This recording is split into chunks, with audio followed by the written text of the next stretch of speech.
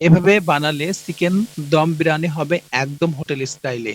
আজ দেখাচ্ছি সবচেয়ে সহজ উপায়ে। দেখুন কতটা নরম এবং সফট হয়েছে।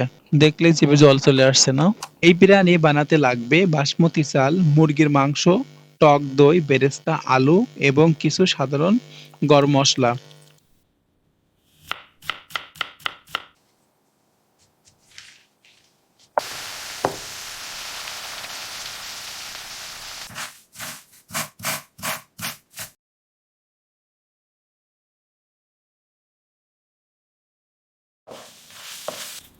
প্রথমে মুরগির সাথে দই, আদা রসুন বাটা, মরিচ গুঁড়া, হলুদ, গরম মসলা ও লবণ দিয়ে ভালোভাবে মিশিয়ে নিন। কমপক্ষে ৩০ মিনিট ম্যারিনেট করে রাখুন। এতে মাংস হবে নরম ও আরো সুস্বাদু।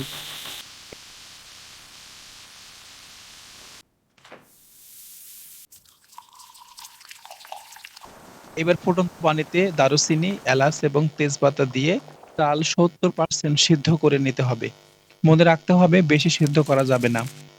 এবার হাঁড়ির নিচে মুরগি দিয়ে তারপরে চালের স্তর দিন। উপরে বেরেস্তা, সামান্য ঘি আর একটু গরম মসলা দিয়ে ছড়িয়ে দিন।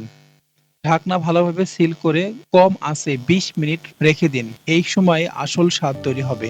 মনে রাখতে হবে এই স্বাদটা কিন্তু অনেক সুগন্ধ ছড়ায়। সুঘ্রাণে ভরে যাবে মোহমো পুরা ঘরটা। দেখুন একদম ঝরঝরে আর সুগন্ধি চিকেন দম বিরিয়ানি তৈরি হয়ে গেছে। এবার বানিয়ে ফেলুন মজার মজার সবার বিরিয়ানি। আমাদের চ্যানেলটি ভালো লাগলে লাইক দিন, কমেন্টে জানাতে ভুলবেন না। ভিডিওটি ভালো লাগলে রান্নাবান্না ঘর উইথ লাভ এই নতুন চ্যানেলটি সাবস্ক্রাইব করে রাখুন। নেক্সট কোনো এপিসোডে নতুন রান্না নিয়ে আমি উপস্থিত হব। ততক্ষণ পর্যন্ত ভালো থাকবেন। আল্লাহ হাফেজ।